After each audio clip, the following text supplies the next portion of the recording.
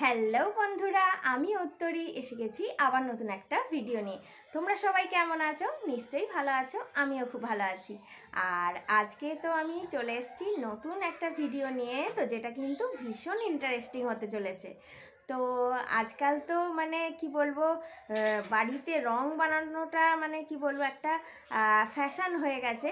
তো আমি ভাবলাম আমিও একটু ট্রাই করি, কারণ এবার তো হোলি চলেই এসেছে, আর তো কয়েকটা দিন, হাতে গোনা দিন। তো আমিও ভাবলাম আমি একটু চেষ্টা করে দেখি যে হয় কি না। তো সেই জন্য আমি কিছু জিনিস নিয়ে নিয়েছি, তোমরা দেখতে পাচ্ছ, এই দেখো। তো আমি তোমাদের এটা ভালো করে দেখাচ্ছি কি কি আছে। তো দেখো বন্ধুরা, আমি নিয়ে নিয়েছি লাল রঙের জন্য বিট, ছোট ছোট করে কেটে নিয়েছি। নীল রঙের জন্য নিয়েছি উজালা, যেটা আমাদের বাড়িতে সবার বাড়িতেই থাকে। আর নিয়েছি দেখো পালং শাক একটু সবুজ রঙের জন্য, আর কমলা রঙটার জন্য নিয়েছি গাজর, আর হলুদ রঙের জন্য নিয়েছি কিন্তু হলুদ।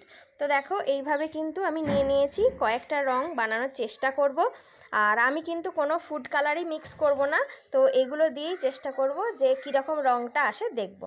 তো একদম এগুলোকে বেটে টেটে নিয়ে একদম এটাকে লিকুইড ফর্মে নিয়ে এসে আমি কিন্তু তোমাদের সামনে হাজির হচ্ছি।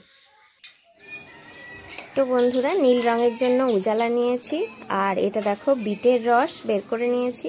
এটা হলুদটা একটু জলে গুলে নিয়েছি, আর এটা দেখো গাজরের রসের সাথে বিটের চিউড়েটা দিয়ে একটু পেস্ট করেছি। আর এটা হচ্ছে পালং শাক বাটার, মানে পালং শাকের রসটা। তো এবার দেখো আমি সব জিনিসগুলোকে নিয়ে নেওয়ার পর নিয়েছি কিন্তু অ্যারারুট। তো এইটাই হচ্ছে আমাদের যে আবিরগুলো তৈরি হবে তার বেস।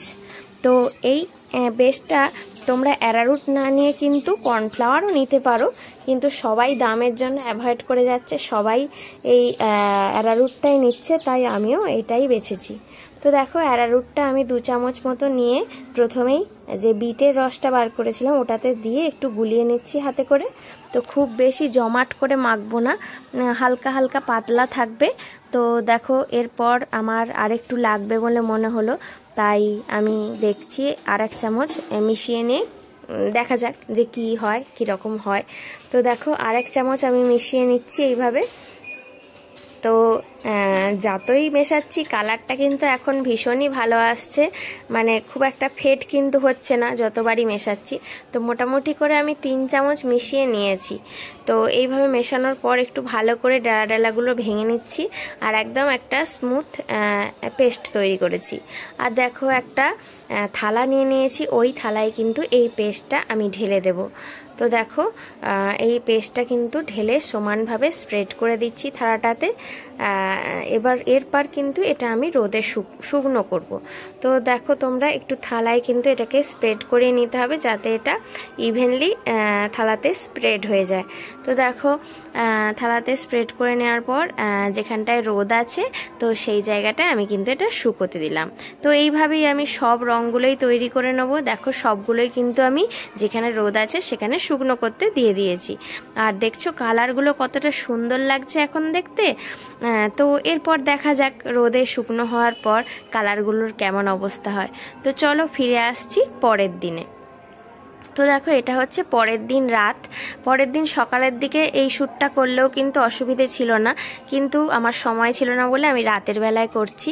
তো দেখো এখন রঙগুলো কেমন ফেড হয়ে গেছে, অথচ কি সুন্দর শুকনো হয়ে গেছে।